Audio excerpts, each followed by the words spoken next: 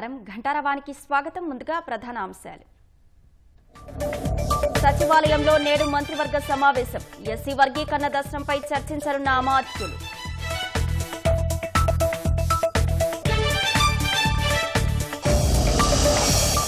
నేడు సరికొత్త ట్రెండ్కు శ్రీకారం చుట్టనున్న మంత్రి లోకేష్. ఇంటర్ ఫలితాల్లో సత్తా చాటిన ప్రభుత్వ కళాశాల విద్యార్థులకు సన్మానం. కృష్ణా తీరంలో స్పోర్ట్స్ సిటీ ఏర్పాటుకు సర్కారు యోచన. భారీ క్రికెట్ స్టేడియం నిర్మాణ ప్రణాళిక.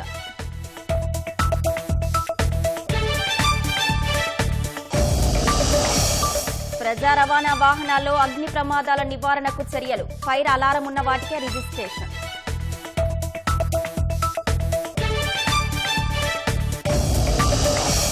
అమెరికాపై ప్రతీకార చర్యలను తీవ్రతరం చేసిన చైనా. అరుదైన ఖనిజాలు, లోహాల ఎగుమతులు నిలిపివేత.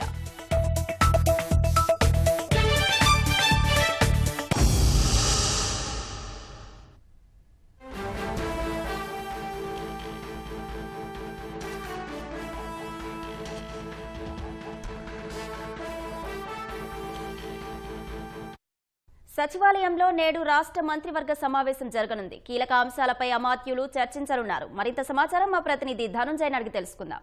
ధనుంజయ్, కేబినెట్ లో నేడు ఏ అంశాలపై చర్చిస్తారు?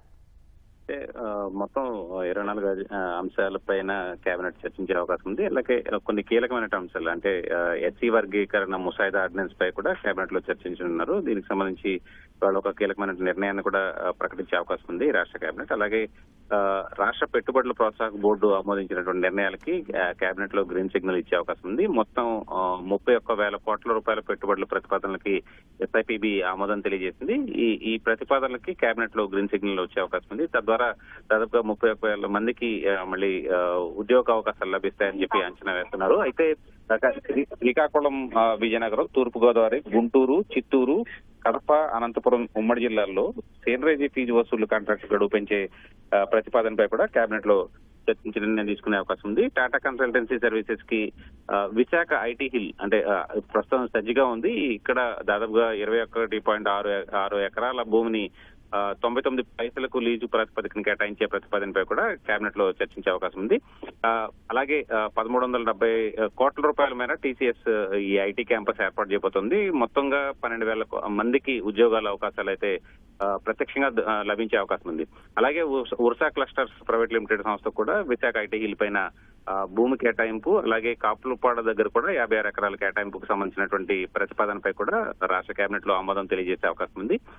ఇక సిఆర్డీఏ అథారిటీ ఆమోదించినటువంటి 2 పనులకు గాను 46వ సమావేశంలో సిఆర్డీఏ సమావేశంలో ఈ 2 పనులు ఆమోదించారు. అసెంబ్లీ భవన నిర్మాణానికి అలాగే హైకోర్టు భవన నిర్మాణానికి సంబంధించి కాంట్రాక్ట్ సంస్థలకు కేటాయించేలాగా ఈ నిర్మాణాలకి సంబంధించి అసెంబ్లీ భవనాన్ని 617 కోట్లు, అలాగే హైకోర్టు భవనాన్ని 786 కోట్లతో నిర్మించేకి సంబంధించి L1 బిడ్డర్లు ఖరారయ్యారు. ఆ బిడ్డర్లకు పనులు అప్పగించే ప్రతిపాదనపై కూడా కేబినెట్ లో ఆమోదించే అవకాశం అయితే ఉంది. అలాగే పట్టణ ప్రాంతాల్లో వరద నిర్వహణకు సంబంధించి state centre for climate in cities వ్యవస్థల ఏర్పాటుకు సంబంధించినటువంటి ప్రతిపాదనపై కూడా రాష్ట్ర కేబినెట్ లో నిర్ణయించే అవకాశం ఉంది. అయితే ఇక ఇతర కీలకమైనటువంటి అంశాలపై కూడా రాష్ట్ర కేబినెట్ లో ఆమోదాన్ని తెలియజేసే అవకాశం ఉంది. మొత్తం ధన్యవాదాలు ధనుంజయ్.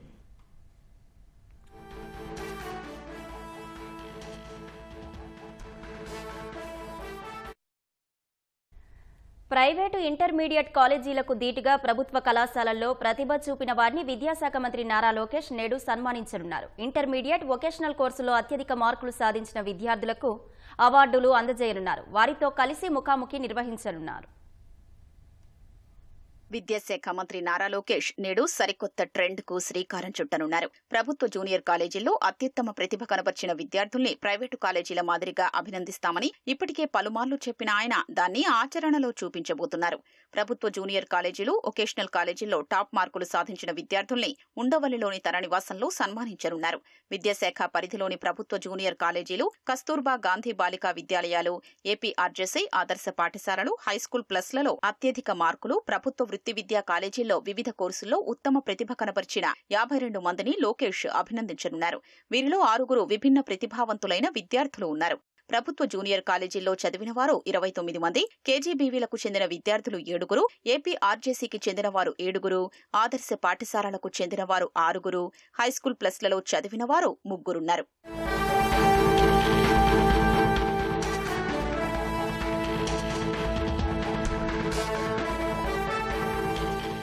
విద్యాశాఖ మంత్రిగా లోకేష్ బాధ్యతలు చేపట్టిన తర్వాత ఇంటర్లో విప్లవాత్మక సంస్కరణలు తీసుకొచ్చారు. 2024 అక్టోబర్ నుంచి సెంట్రలైజ్డ్ అసెస్మెంట్ చేశారు.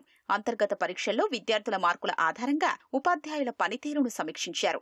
ప్రభుత్వ జూనియర్ కాలేజీల పనివేళల్లో మార్పు, వెనుకబడిన విద్యార్థులకు స్టడీ మెటీరియల్ అందించారు. ఫలితంగానే ప్రభుత్వ జూనియర్ కాలేజీల పనితీరులో గణనీయమైన మార్పు వచ్చింది. ఇంటర్మీడియట్ పరీక్షల్లో విద్యార్థులు సాధించిన ఫలితాలే దానికి నిదర్శనం. గత 10 ఏళ్లతో పోలిస్తే ఇంటర్మీడియట్ ఫలితాల్లో అత్యధికంగా విద్యార్థులు ఉత్తీర్ణత సాధించారు. వొకేషనల్లో మొదటి ఏడాదిలోనూ గత 10 ఏళ్లలో ఎన్నడూ లేని విధంగా రికార్డు స్థాయిలో అత్యధికంగా 64% మంది, రెండో ఏడాదిలో 82% మంది పాస్ అయ్యారు. ఎన్టీఆర్ జిల్లా మూలపాడు సమీపంలో కృష్ణానదీ తీరంలో క్రీడానగరం నిర్మించాలని ప్రభుత్వం యోచిస్తోంది. ఇందుకోసం పెదలంక, చినలంక గ్రామాల పరిధిలో 1600 ఎకరాల్ని ప్రాథమికంగా గుర్తించింది.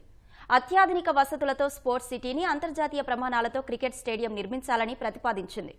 అమరావతిని మచిలీపట్నం, హైదరాబాద్ జాతీయ రహదారితో కలుపుతూ నిర్మించనున్న ఐకానిక్ బ్రిడ్జికి పక్కనే స్పోర్ట్స్ సిటీ వచ్చే అవకాశం ఉంది.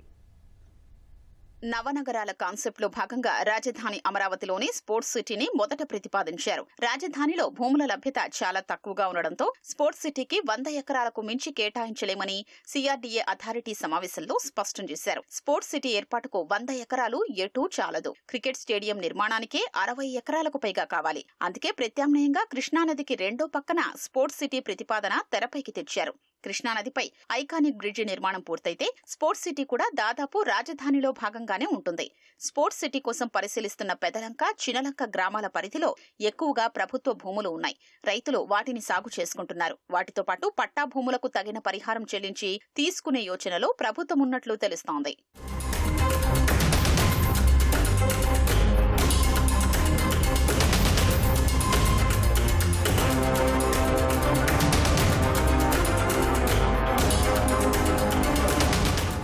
స్పోర్ట్స్ సిటీ ఏర్పాటుకు పెదలంక, చినలంక గ్రామంలోని భూములు అనుకూలమని గుర్తించడంలో పురపాలక శాఖ మంత్రి పి నారాయణతో పాటు Vijayawada MP, Andhra cricket association అధ్యక్షుడు కేసినేని శివనాథ్ క్రియాశీలకంగా వ్యవహరించారు. ప్రస్తుతం మంగళగిరి వద్ద ఉన్న క్రికెట్ స్టేడియం సాంకేతిక కారణాల వల్ల అంతర్జాతీయ మ్యాచ్ల నిర్వహణకు అనుకూలం కాదని తేలింది. దానికి ప్రత్యామ్నాయంగా స్పోర్ట్స్ సిటీలో భారీ స్టేడియం నిర్మించాలని ఏసీఏ భావిస్తోంది. అహ్మదాబాద్ లోని నరేంద్ర మోదీ అంతర్జాతీయ క్రికెట్ స్టేడియం స్థాయిలో సుమారు 1,25,000 మంది వీక్షించే సామర్థ్యంతో స్టేడియం నిర్మించాలన్నది ఏసీఏ ప్రతిపాదన. పార్కింగ్ వంటి వసతులతో కలిపి ఇక్కడ క్రికెట్ స్టేడియం నిర్మాణానికి దాదాపు 100 ఎకరాల వరకు అవసరమవుతుంది. ఈ స్టేడియం నిర్మాణానికి అయ్యే ఖర్చులో 60% ఇచ్చేందుకు బీసీసీఐ అంగీకరించింది. మిగతా 40% ఏసీఏ భరిస్తుంది. మౌలిక వసతులకయ్యే ఖర్చులోనూ కొంత ఇచ్చేందుకు బీసీసీఐ ముందుకొచ్చింది. అమరావతి స్పోర్ట్స్ సిటీలో క్రికెట్ స్టేడియం నిర్మాణం పూర్తయితే 1 సంవత్సరంలో కనీసం 10 అంతర్జాతీయ మ్యాచ్లు కేటాయించేందుకు బీసీసీఐ అంగీకరించినట్లు సమాచారం. మంత్రి లోకేష్ ఇటీవల దుబాయ్, విశాఖలో క్రికెట్ మ్యాచ్లకు హాజరైనప్పుడు బీసీసీఐ అధ్యక్షుడు జైషాతో ఈ అంశంపై చర్చించారు. అంతర్జాతీయ మ్యాచ్లు కేటాయించేందుకు ఆయన హామీ ఇచ్చినట్లు తెలిసింది.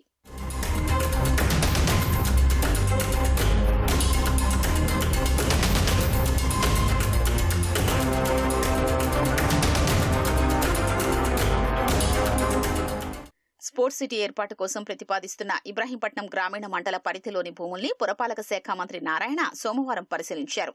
చినలంక, తాటికొండ, పెదలంక భూముల్లో ఎమ్మెల్యేలు వసంతకృష్ణ ప్రసాద్, బొండా ఉమా జిల్లా అధికారులతో కలిసి మంత్రి కలియ తిరిగారు. కృష్ణానది లంక భూముల్లో స్పోర్ట్స్ సిటీ ఏర్పాటుకు సాధ్యాసాధ్యాల్ని పరిశీలించేందుకు జిల్లా కలెక్టర్ లక్ష్మీశా, జలవనరుల శాఖ అధికారులు, ఇతర అధికారులతో ఓ కమిటీని ఏర్పాటు చేస్తున్నట్లు తెలిపారు. 4 రోజుల్లో నివేదిక ఇవ్వాలని ఆదేశించారు. రాజధాని అమరావతి నిర్మాణ పనులు ఊపందుకున్నాయని, నెలాఖరుకు సుమారు 15,000 మంది కార్మికులు రోజువారీ పనుల్లో పాల్గొంటారని నారాయణ చెప్పారు.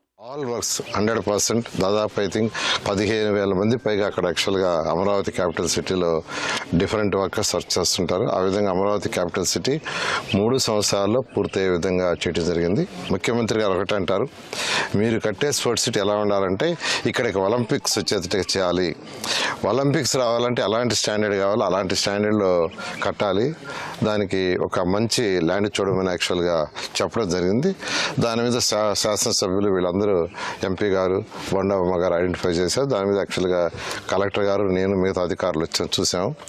అయితే దీన్ని ఇరిగేషన్ డిపార్ట్మెంట్ వాళ్ళతోనూ, తర్వాత దీనికి సంబంధించిన సిఆర్డీ డిపార్ట్మెంట్ వాళ్ళతోనూ ఒక కంబైన్డ్ కమిటీ వేసి దీని మీద స్టడీ చేయమని కలెక్టర్ గారికి ఆదేశించాను. ఖచ్చితంగా ఒక నెల లోపల దీన్ని స్టడీ చేసి ఇది ఎంతవరకు ఉపయోగపడుతుంది అనే దాన్ని స్టడీ చేసి దాని మీద ముందుకు పోవడం జరుగుతుంది. ఆ స్టడీ చేసిన తర్వాత ముఖ్యమంత్రి గారికి వివరిస్తాము. వారు ఇచ్చే డైరెక్షన్ ప్రకారం ముందుకు పోయి ఏం చేయాలని చేయడం జరుగుతుంది. గత ప్రభుత్వ హయాంలో జరిగిన మద్యం కుంభకోణంలో ప్రధాన సూత్రధారిగా ఆరోపణలు ఎదుర్కొంటున్న రాజ్ కాసిరెడ్డిని బయటకు లాగేందుకు సిట్ వ్యూహం అమలు చేస్తోంది. ఇందుకోసం హైదరాబాద్లో ఒకేసారి 15 చోట్ల సోదాలు నిర్వహించింది. రాజ్ భార్య డైరెక్టర్గా ఉన్న ఆసుపత్రిలో, కుమార్తె పేరిట ఉన్న ఇన్ఫ్రా కంపెనీలోనూ తనిఖీలు చేసిన సిట్ మద్యం కుంభకోణం సొమ్ముతో పెట్టిన బినామీ సంస్థల్లోనూ సోదాలు నిర్వహించింది. పలు కీలక పత్రాలు, ఆధారాలు స్వాధీనం చేసుకుంది. వైసీపీ హయాంలో జరిగిన మద్యం కుంభకోణంలో నాటి ప్రభుత్వ పెద్దల తరఫున అన్నీ తానై వ్యవహరించారనే అభియోగాలు ఎదుర్కొంటున్న కసిరెడ్డి రాజశేఖర్ రెడ్డిని కలుగు నుంచి బయటకు రప్పించేందుకు సిట్ ముప్పేట దాడి మొదలుపెట్టింది. విచారణకు హాజరు కావాలంటూ 3 సార్లు నోటీసులు ఇచ్చినా బేఖాతరు చేయడం, తనకు ఏ ప్రాతిపదికన నోటీసులు ఇస్తారంటూ సిట్ను ప్రశ్నించడం, హైకోర్టు ఆదేశాల్ని ధిక్కరించడం, దర్యాప్తునకు సహకరించకుండా పరారవడంతో ఆయన కోసం తీవ్రంగా గాలిస్తోంది. అందులో భాగంగా హైదరాబాద్లోని రాజ్ కసిరెడ్డి, ఆయన బంధువులు, సన్నిహితులు, బినామీలు మద్యం కుంభకోణం సొమ్మును పెట్టుబడిగా పెట్టిన కంపెనీలు, సంస్థలు, వాటి డైరెక్టర్ల నివాసాలు, కార్యాలయాల్లో అదనపు ఎస్పీ భూషణం ఆధ్వర్యంలో 50 మంది పోలీసులు, తెలంగాణ పోలీసుల సహకారంతో దాదాపు 15 చోట్ల సోమవారం ఏకకాలంలో సోదాలు చేపట్టారు. సోమవారం మధ్యాహ్నం మొదలైన ఈ తనిఖీలు అర్ధరాత్రి వరకు కొనసాగాయి. ఈ సందర్భంగా పలు కీలక పత్రాలు, హార్డ్ డిస్కులు వంటివి స్వాధీనం చేసుకున్నారు. రాజ్ కసిరెడ్డి ఆర్థిక లావాదేవీలతో సంబంధం ఉన్న పలువురు వ్యక్తుల్ని గుర్తించారు. వీరందరికీ త్వరలో నోటీసులిచ్చి విచారించేందుకు సిట్ సిద్ధమవుతోంది.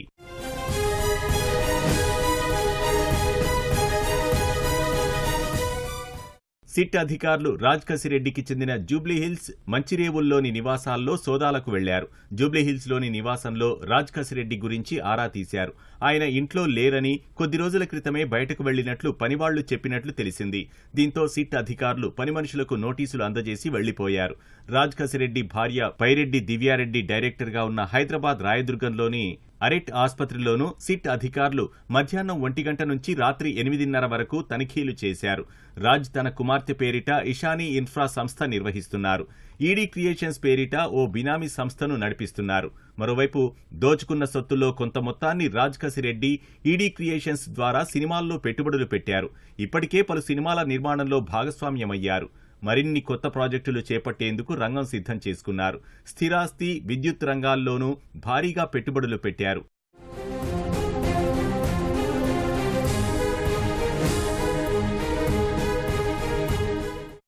ఆయా సంస్థల కార్యాలయాలు, డైరెక్టర్ల నివాసాల్లో సోదాలు చేశారు. రాజ్ తోడల్లుడు ముప్పిటి అవినాష్ రెడ్డి నివాసంలోనూ సోదాలు చేపట్టారు. ఫైనాన్షియల్ డిస్ట్రిక్ట్లోని ఏక్తా ప్రైమ్ విల్లాస్లోని రాజ్ కసిరెడ్డికి చెందిన 15వ నంబర్ విల్లాతో పాటు జూబ్లీహిల్స్ జర్నలిస్ట్ కాలనీలోని ఆయన నివాసంలోనూ సోదాలు చేశారు.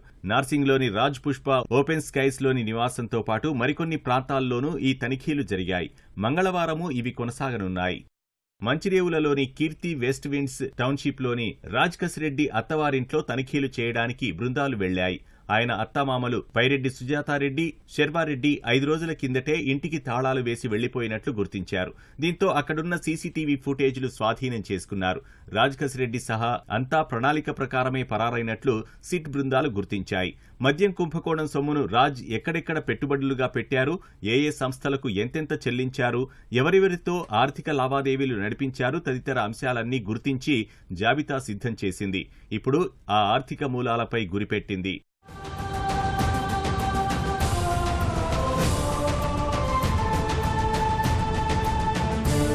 వైసీపీ పాలనలో వివిధ నేరాలకు పాల్పడి కేసులు ఎదుర్కొంటున్న మాజీ ప్రజాప్రతినిధులు, అధికారులు ఏపీ పోలీసుల నుంచి తప్పించుకునేందుకు హైదరాబాద్ బాట పడుతున్నారు. సెల్ ఫోన్లు స్విచ్ ఆఫ్ చేసి రోజుకో ప్రాంతంలో మకాం వేస్తూ పోలీసులను ఏమార్చే ప్రయత్నం చేస్తున్నారు. ఇంటెలిజెన్స్ విభాగంలో గత ప్రభుత్వ హయాం నుంచి విధులు నిర్వర్తిస్తున్న కొందరు వైసీపీ విధేయులు ఏపీ పోలీసులు నగరానికి రావడం, తనిఖీలు, అరెస్టులకు ప్రయత్నించడం తదితర వివరాలను ఎప్పటికప్పుడు వారికి చేరవేస్తున్నట్లు ఆరోపణలున్నాయి. సమాచారం ముందుగా బయటకు రావడం వల్లనే నిందితులు తేలికగా తప్పించుకుంటున్నట్లు సమాచారం. రాజధాని నిర్మాణానికి రుణం అందకుండా చేయాలన్న వైసీపీ కుట్రలు వీగిపోయాయి. ఆ పార్టీ సానుభూతి పరులు పంపిన ఫిర్యాదులు ఒట్టి బూటకమని ప్రపంచ బ్యాంకు బృందం తేల్చింది. ఈ మేరకు ఇటీవల ప్రభుత్వానికి సమాచారం ఇచ్చినట్లు తెలిసింది. అన్నీ సంతృప్తికరంగా ఉండడంతో ప్రపంచ బ్యాంకు, ఏడీబీ అమరావతికి మొదటి విడత రుణం కూడా నిధులు విడుదల చేశాయి. దీనికి కేంద్రం వాటా కలిపి 4,285 కోట్లు విడుదలయ్యాయి. కూటమి ప్రభుత్వం అమరావతి పునర్నిర్మాణంపై దృష్టి సారించి ప్రపంచ బ్యాంకు, ఏడీబీ నుంచి 15,000 కోట్ల రుణం కోసం ప్రయత్నాలు ప్రారంభించింది. అంతలోనే రంగంలోకి దిగిన వైసీపీ నాయకత్వం గతేడాది డిసెంబర్ 17న ప్రపంచ బ్యాంక్ ఎగ్జిక్యూటివ్ డైరెక్టర్కు మెయిల్ ద్వారా తప్పుడు ఫిర్యాదు పంపింది. దేశ విదేశాల్లోని రకరకాల సంస్థలు, వ్యక్తుల పేరుతోనూ అమరావతిలో అనర్థం జరిగిపోతుందన్నట్లుగా మెయిల్స్ పంపించారు. రాజధానికి భూ సమీకరణ వల్ల రైతులు, రైతు కూలీలకు ఉపాధి పోయిందని, వారి జీవనోపాధులు దెబ్బతిన్నాయన్నది వారి అభియోగం. రైతులను భయపెట్టి భూములు తీసుకున్నారని, దీనివల్ల ఆర్థిక అంతరాలు తలెత్తుతాయన్నారు. దీనిపై సమగ్రంగా దర్యాప్తు చేసి చర్యలు తీసుకోవాలని కోరారు. వైసీపీ పంపించిన తాజా ఫిర్యాదుపై ప్రపంచ బ్యాంక్ ఇన్స్పెక్షనల్ ప్యానెల్ను ఏర్పాటు చేసింది. ఆ తనిఖీ బృందం ఇటీవల రాజధానిలో 2 దఫాలుగా పర్యటించింది. విజయవాడలో ఈ బృందం మకాం వేసిన హోటల్కు వైసీపీ అనుకూలురు పలుమార్లు వెళ్లి వారిని ప్రభావితం చేసేందుకు తీవ్రంగా ప్రయత్నించారు. అయితే ఈ బృందం క్షేత్రస్థాయిలో పర్యటించడంతో పాటు ఫిర్యాదుదారులతోనూ సమావేశమై అభిప్రాయాలు తీసుకుంది. రైతులు రాజధాని కోసం స్వచ్ఛందంగానే భూములు ఇచ్చారని, ఉల్లంఘనలేమీ లేవని నిర్ధారణకు వచ్చింది.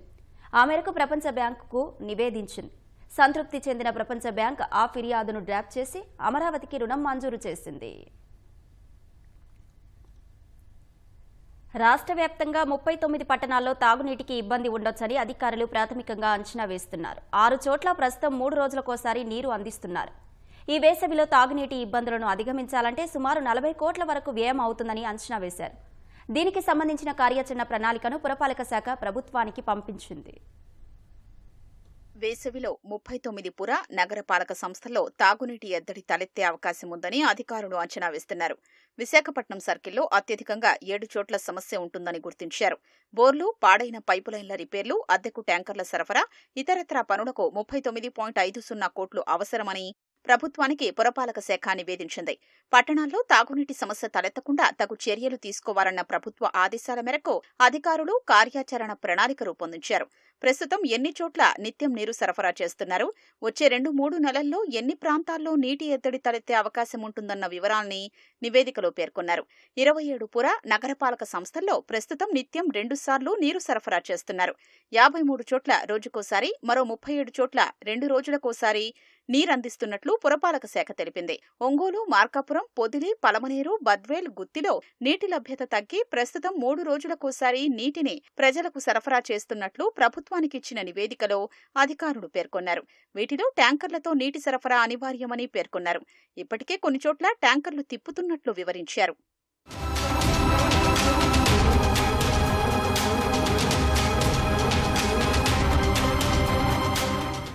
వేసవిలో ఈదురుగాలులు, ఇతరత్రా కారణాలతో విద్యుత్ సరఫరాకు అంతరాయం ఏర్పడితే నీటి పంపింగ్కు ఇబ్బంది లేకుండా జనరేటర్లను అద్దెకు తీసుకుని హెడ్ వాటర్ వర్క్స్ లో వినియోగించేలా కమిషనర్లకు ఆదేశాలిచ్చినట్లు పురపాలక శాఖ పేర్కొంది. విద్యుత్ సరఫరాకు ఇబ్బంది లేకుండా డిస్కంల అధికారులతో సమన్వయం చేసుకుంటున్నట్లు తెలిపింది. తాగునీటి సరఫరాను రోజూ కమిషనర్లు సమీక్షించడం, ఇందుకు సంబంధించి ప్రజల నుంచి వచ్చే ఫిర్యాదులపై వెంటనే స్పందించి తగు చర్యలు తీసుకోవాలని సూచించినట్లు ప్రభుత్వానికి తెలిపింది. నీటిలో నాణ్యతా ప్రమాణాలు విధిగా పాటించేలా చూడాలని కమిషనర్లను కోరినట్లు పేర్కొంది. భారీ ఎత్తున సుంకాలు విధిస్తున్న అమెరికాపై ప్రతీకార చర్యలను చైనా తీవ్రతరం చేసింది. ఇప్పటికే అగ్రరాజ్యం నుంచి దిగుమతులపై సుంకాలను భారీగా పెంచిన చైనా అరుదైన ఖనిజాలు, లోహాల ఎగుమతులను అమెరికాకు నిలిపివేసింది. డ్రాగన్ చర్యలు ట్రంప్ సర్కారుకు ఇబ్బందికరంగా మారాయి.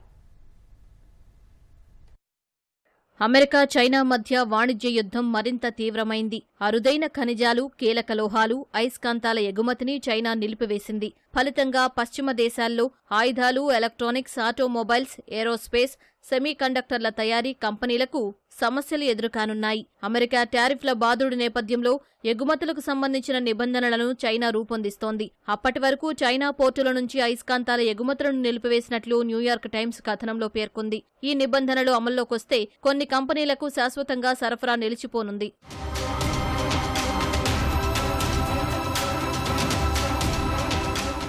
అమెరికా అధ్యక్షుడు ట్రంప్ మొదలుపెట్టిన వాణిజ్య యుద్ధానికి ప్రతిస్పందనగానే కీలక విడిభాగాల ఎగుమతులను చైనా నిలిపివేసింది. ప్రపంచవ్యాప్తంగా ఉత్పత్తి అవుతున్న అరుదైన ఖనిజాల్లో దాదాపు 90% చైనా నుంచే వెళుతున్నాయి.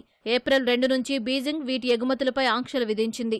అప్పటికే చైనా ఉత్పత్తులపై 54% టారిఫ్లను ట్రంప్ విధించారు. ఫలితంగా పర్మనెంట్ మ్యాగ్నెట్లు, ఇతర ఉత్పత్తులను కూడా చైనా నిలిపివేసింది. ఈ లోటును భర్తీ చేసుకోవడం అగ్రరాజ్యానికి ఇబ్బందికరంగా మారనుంది. అమెరికాతో వాణిజ్య ఉద్రిక్తతలు మరింత ముదిరితే ఇలాంటి చర్యలు చేపడతామని బీజింగ్ ఎప్పటినుంచో హెచ్చరిస్తోంది.